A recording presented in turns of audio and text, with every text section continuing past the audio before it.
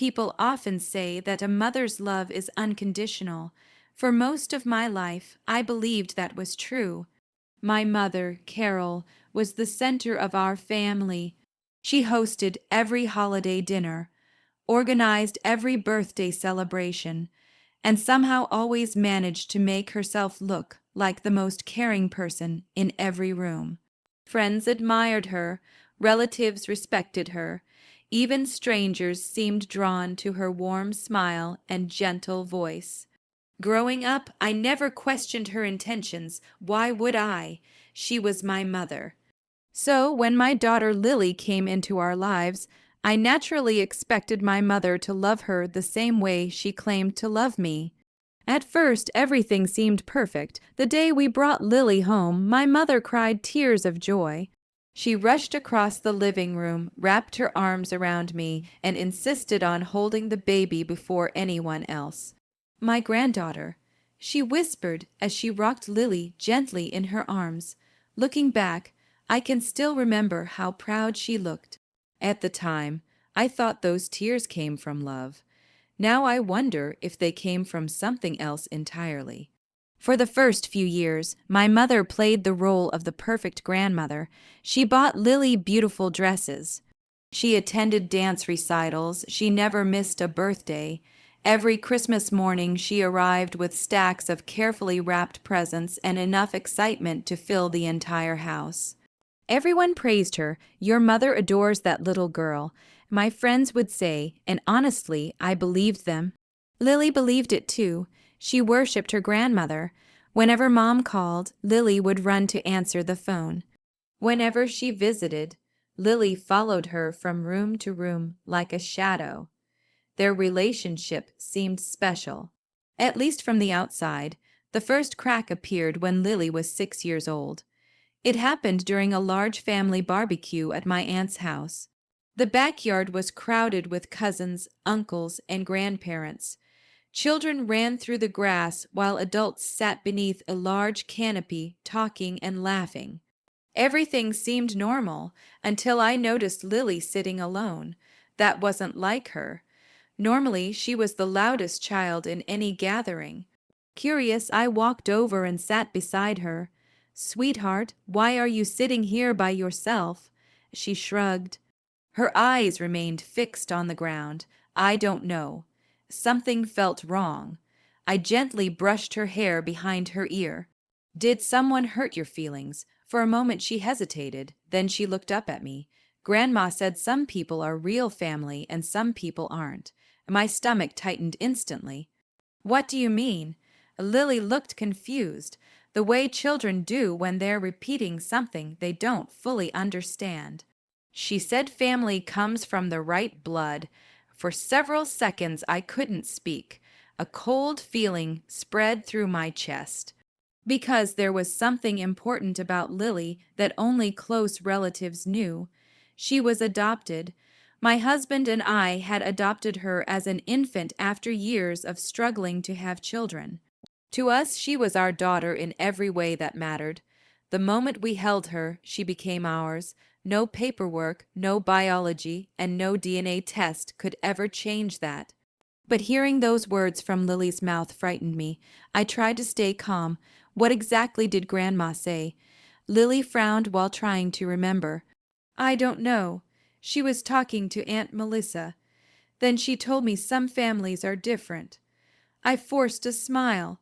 "Sweetheart, you are family. Never forget that." She nodded, but I could tell she wasn't convinced. Children have an incredible ability to sense things adults try to hide. That night, after Lily fell asleep, I called my mother. I expected concern, maybe even an apology. Instead, she laughed. Actually laughed. "Oh, for heaven's sake," she said. "Children misunderstand things all the time." "Mom," Lily seemed upset. "You're overreacting. I just want to know what happened." "What happened is that you're turning nothing into something." Her voice remained calm, friendly, almost amused. By the end of the conversation, she had convinced me that maybe I was being too sensitive. Maybe Lily had misunderstood. Maybe I was imagining problems that didn't exist, so I let it go. I wish I hadn't. Because that wasn't the end. It was the beginning of a secret campaign that would last 18 months. A campaign built on lies, manipulation, and betrayal. And while my mother smiled sweetly in family photos and hugged her granddaughter in public, she had already started planting the seeds of something far darker. At the time, I couldn't see it. None of us could. But looking back now, that barbecue was the moment everything changed. The moment the woman I trusted most began showing me who she really was. And the moment my daughter's place in our family quietly became my mother's target. After the conversation with my mother, life seemed to return to normal. At least that's what I told myself. Weeks passed, then months. Lily laughed, played, and continued loving her grandmother with the innocent devotion only a child can have. My mother continued showing up to family events with gifts, hugs, and her usual warm smile. If there was something wrong, she certainly didn't show it. But sometimes the most dangerous people aren't the ones who openly attack you. They're the ones who smile while quietly working against you behind your back. The first strange incident happened 3 months after the barbecue. Our family gathered at my uncle's house for Thanksgiving dinner. As everyone sat around the table sharing stories and memories, my uncle began talking about a family photo project he was creating. He planned to collect pictures from every generation and build a large family album for future grandchildren. Everyone loved the idea. Then he started naming family members whose photos he needed. My brother's children were mentioned. My cousin's children were mentioned. Even relatives who lived in other states were included, but Lily's name never came up. At first, I thought it was simply an oversight, until my uncle looked at me awkwardly and said, "Oh, I assumed Lily wasn't part of the project." The room suddenly became quiet.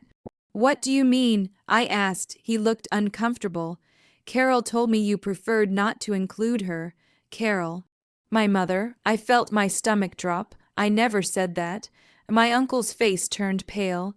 Immediately, he realized someone had lied. The conversation moved on quickly, but the damage was done. For the first time, I felt genuine suspicion. Why would my mother tell people something like that? When I confronted her later, she acted offended. I must have been misunderstood. That became her favorite phrase.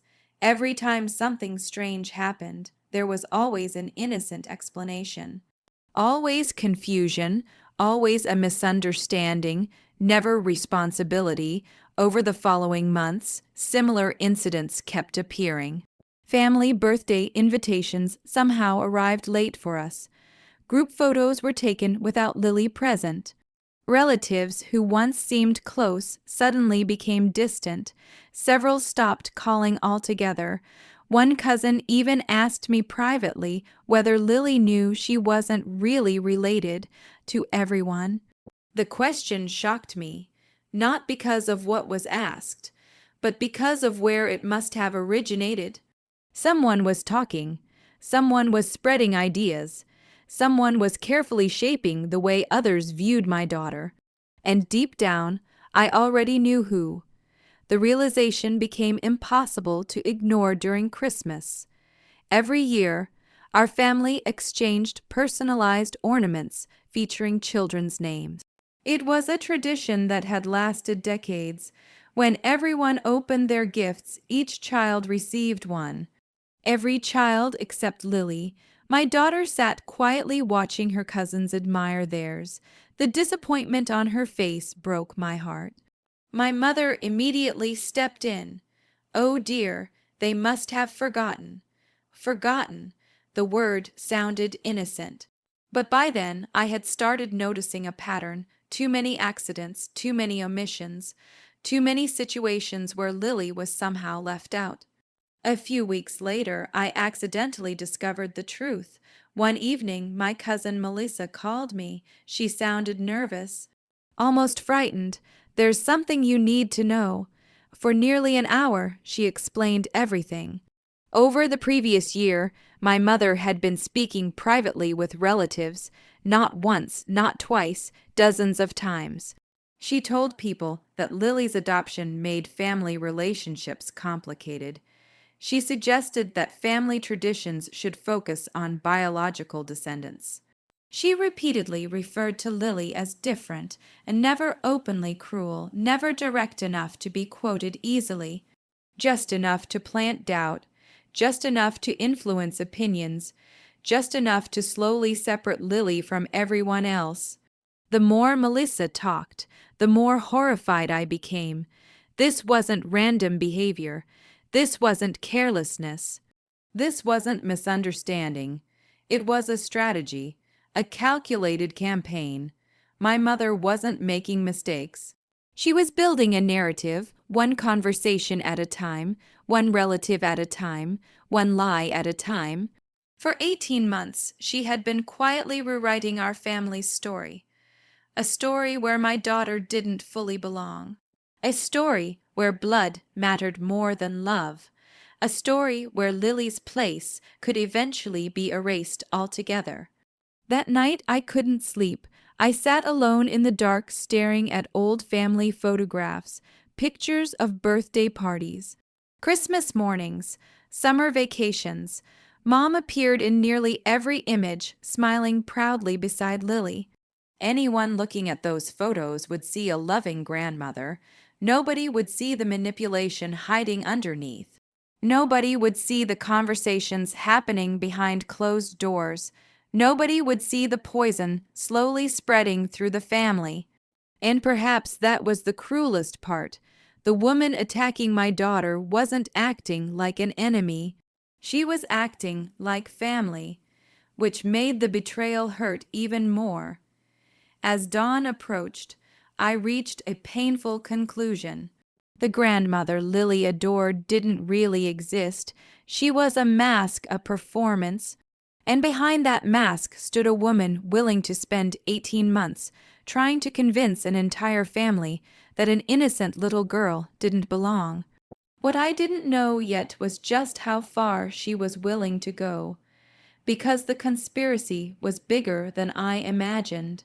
And the worst betrayal was still waiting to be discovered. The morning after my conversation with Melissa, I stopped making excuses for my mother. For 18 months, I had explained away every warning sign, every forgotten invitation, every awkward comment. Every moment Lily had been treated differently.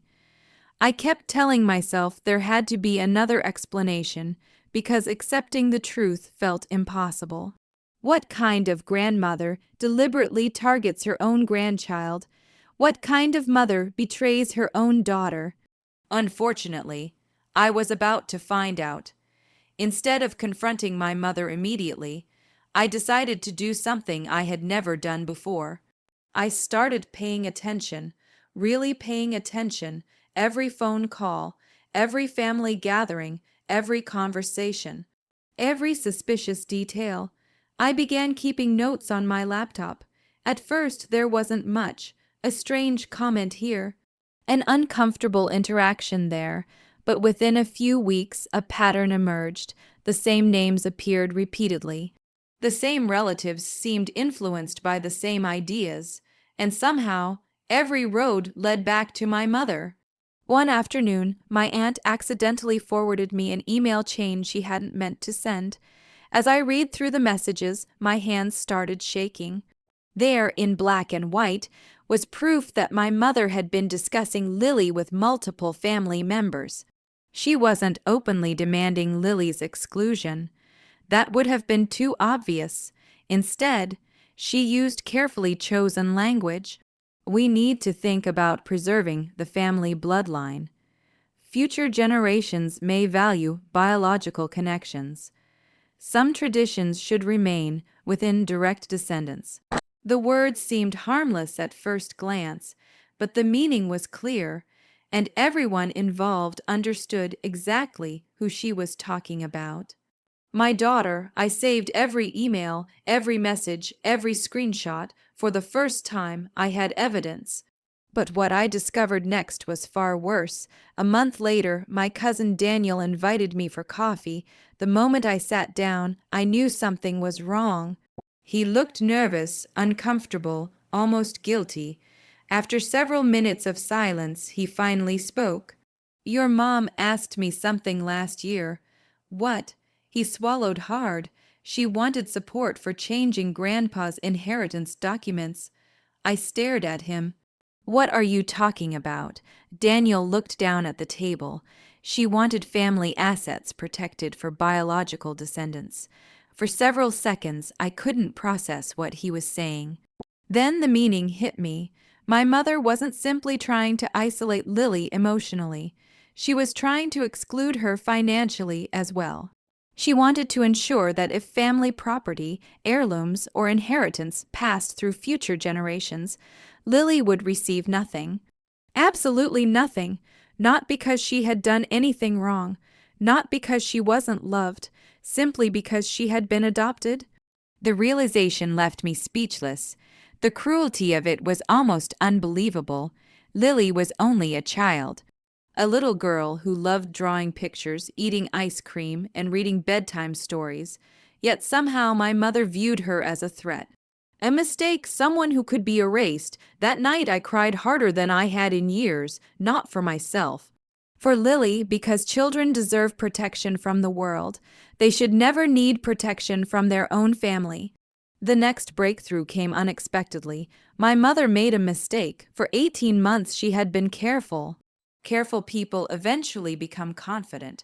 Confident people become careless, and careless people leave evidence. During a family dinner, my mother's phone remained on the kitchen counter while she stepped outside to take a call.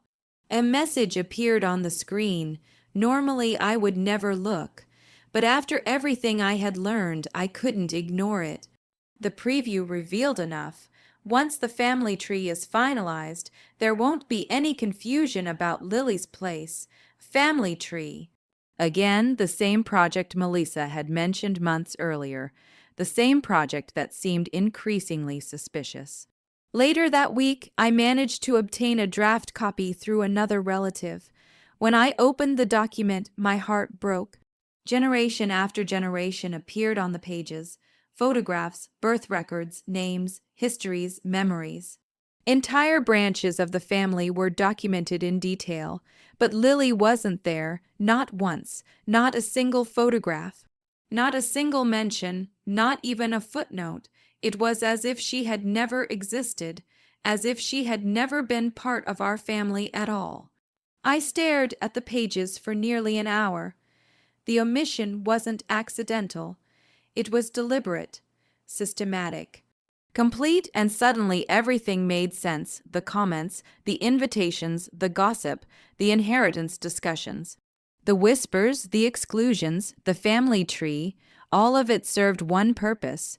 My mother was trying to rewrite reality itself. She wanted future generations to believe Lily had never belonged. She wanted history to forget her.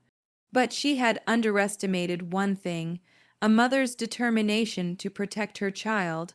Over the next several weeks, I gathered everything: emails, screenshots, witness statements, recordings, documents, enough evidence to expose every lie she had told. Enough evidence to show the family exactly what had been happening. And then I discovered something else. Something that changed everything. My mother had planned to unveil the completed family history project during a massive family celebration, scheduled only a few weeks away. More than 50 relatives would attend: aunts, uncles, cousins, family friends, everyone. She intended to present the project proudly, to celebrate the version of history she had created, the version where Lily didn't exist. As I stared at the invitation, a strange calm settled over me. For 18 months, my mother had controlled the narrative. For 18 months, she had operated in the shadows. For 18 months, she believed nobody knew what she was doing. But that was about to change. Because while she was preparing to reveal her masterpiece, I was preparing something too. And unlike her version of events, mine was built on the truth. The countdown had begun. Soon, an entire family would learn exactly what my mother had done. And when that day arrived, 18 months of deception would come crashing down in a matter of seconds. The day of the family celebration arrived on a warm Saturday afternoon. For weeks, I had dreaded it, not because I was afraid of what would happen, but because I knew there would be no turning back once the truth came out. 18 months of lies had led to this moment.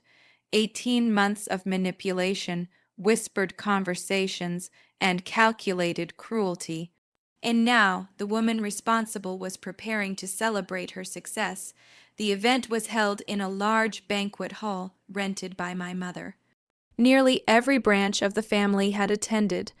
More than 50 people filled the room, laughing, talking, and catching up with relatives they hadn't seen in years. At the center of it all stood my mother, smiling, greeting guests, accepting compliments, looking every bit like the loving matriarch everyone believed her to be. If someone had walked into that room without knowing the truth, they would have thought she was the heart of our family. For a brief moment, I wondered if I should stay silent. Maybe exposing her would only create more pain. Maybe protecting Lily meant moving away and cutting contact. Maybe revenge wasn't worth the damage it would cause. Then I looked across the room. Lily sat quietly at a table, coloring in a notebook. She was only 7 years old. Too young to understand everything that had happened, but old enough to feel the rejection, old enough to notice when people treated her differently, old enough to wonder why, and suddenly all my doubts disappeared. This wasn't about revenge, it was about truth. The program began shortly after lunch. My mother stepped onto a small stage as the room erupted in applause. She looked proud, almost triumphant. "Thank you all for coming," she said. "Today, I'm honored to present a project I've spent nearly 2 years creating, a complete history of our family." More applause followed. A large screen illuminated behind her. Page after page appeared, family photographs, birth records, marriage certificates, stories from previous generations. Guests smiled as familiar faces appeared. Some laughed, some wiped tears from their eyes. The presentation continued for nearly 20 minutes.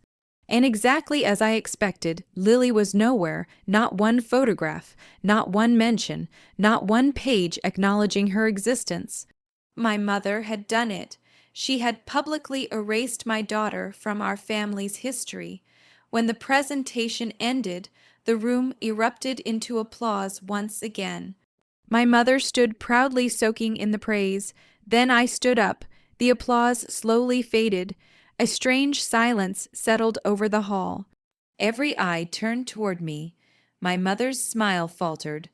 I walked calmly toward the stage, carrying a folder and a laptop.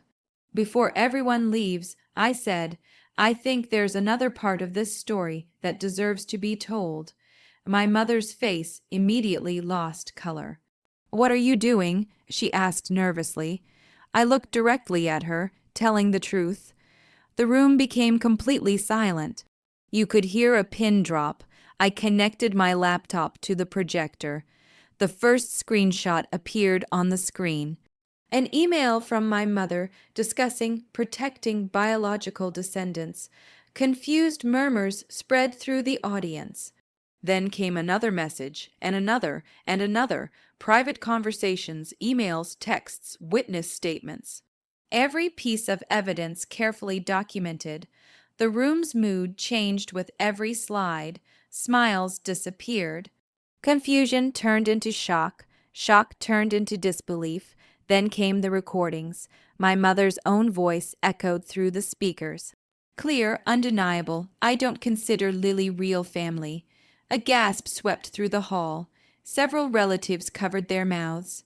Others stared at my mother in horror, but I wasn't finished. I revealed the inheritance discussions, the family tree drafts, the efforts to exclude Lily from traditions and future family plans, every lie, every manipulation, every betrayal. The evidence was overwhelming.